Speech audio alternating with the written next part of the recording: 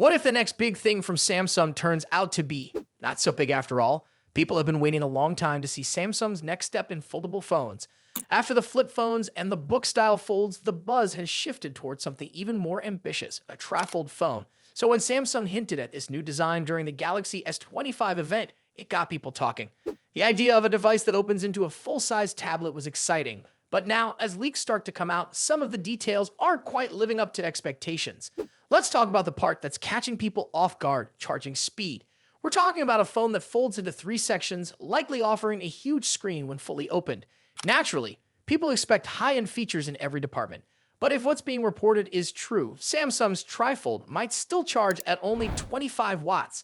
Yes, the same charging speed that's been around on earlier foldables, like the Galaxy Z Fold series. Some tech insiders claim Samsung is testing the TriFold with charging speeds around 23 to 24 watts, which would officially be labeled as 25 watts. For a standard smartphone, 25 watts might be fine, but for something as advanced and unique as a TriFold phone, this feels underwhelming. What makes this harder to understand is that even some of Samsung's cheaper phones, like the Galaxy A56 and A36, already support 45-watt fast charging. So why wouldn't this cutting-edge foldable get the same or even better treatment? The answer might be tied to how Samsung approaches battery safety. With foldable devices, the structure is more complex, and there's always concern about overheating or long-term battery wear. That could explain why the company isn't rushing to add faster charging to its most advanced models. Still, for users expecting a truly next-level device, it's hard not to feel a little disappointed. If Samsung wants to lead the foldable market, details like this matter. And that's not the only area where expectations are being managed. Some of the recent leaks also suggest that this TriFold phone may skip an under-display camera. That feature has started to become a standout in high-end foldables, and Samsung has used it before. But for this new model, they may go with a more traditional camera layout. It's not a deal-breaker, but it does feel like another missed chance to push things forward. There are still a few impressive things being said about the TriFold. The inside screen, when fully opened, is expected to be about 10 inches. That puts it right in tablet territory, which is great for people who want a bigger display in a pocket-sized form when folded. The outer screen is rumored to be around 6.49 inches, similar to what's expected on the upcoming Galaxy Z Fold 7. So in terms of screen size, the device will likely be quite versatile. But here's the thing, having impressive hardware isn't always enough. People also look for strong performance in the little things like fast charging, new camera features, and smart software. Without those, even the coolest design can feel a little less exciting. Right now, some are starting to wonder if Samsung's TriFold will actually feel like a big step forward or just a fresh look with familiar limits. As for the release, reports say it could be coming later this year, possibly sometime between October and December. If that happens, it might be on shelves before the end of the year or maybe early next year. Until then, we'll have to wait and see what Samsung officially reveals. If you want to keep up with the latest updates on Samsung and other tech news, don't forget to like this video and subscribe to the channel. There's a lot more coming your way soon. Can Apple really surprise us this time? That's what a lot of people are asking after new leaks surfaced, hinting at a completely different design for the iPhone 17 Pro. When early rumors started making the rounds, many were expecting a horizontal camera bar, something like what we've seen on Google Pixel phones. That would have been a bold move for Apple, stepping away from their usual clean and minimal approach. But now, updated leaks are showing a very different design, and it's creating a lot of buzz in the tech world. The latest images reveal a large rectangular camera area on the back of both the iPhone 17 Pro and Pro Max. While the 3-lens setup remains, the layout has been changed quite a bit. The cameras are now arranged inside a wide, almost edge-to-edge module. This gives the phone a much bolder appearance than we're used to from Apple. Some people are excited about the change, thinking it looks modern and fresh. Others are unsure, especially because the spacing between the cameras, the LiDAR sensor, and the flash looks a little off. This unusual layout has left many people wondering if these images actually show the real design. Apple is known for being secretive with its prototypes and final designs, so leaked renders like this always leave room for doubt. But when different sources start showing similar images, the chances of them being close to the real thing go up. Still, it's important to remember that these leaks could be based on early versions or raw design files, not the final polished product. Something that stands out in these images is how the components on the back of the phone aren't arranged very neatly. For a company like Apple, which usually goes to great lengths to make everything symmetrical and balanced, this looks a little messy. That's another reason why some believe this is still a work in progress. Apple rarely shows anything half done, and the company is well known for its attention to detail. So, why would Apple consider such a change?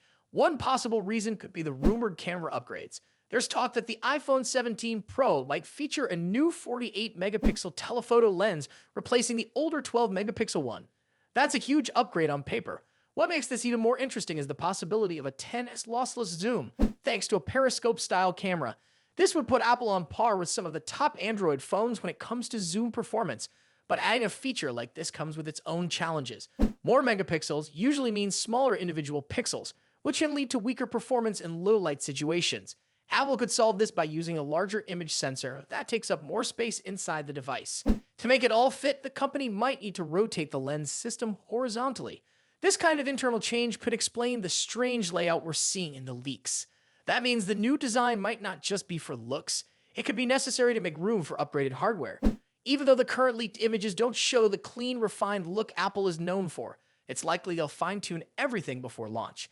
Some fans are hoping for something even more drastic, like a horizontal camera bar that runs across the top of the phone. That kind of design could make the phone more stable when placed flat and would help it slide more easily into a pocket without a bulky camera bump. No one outside of Apple can say for sure what the final product will look like, but these early signs suggest the company is planning something different. Are iPhone prices about to shoot up in the US?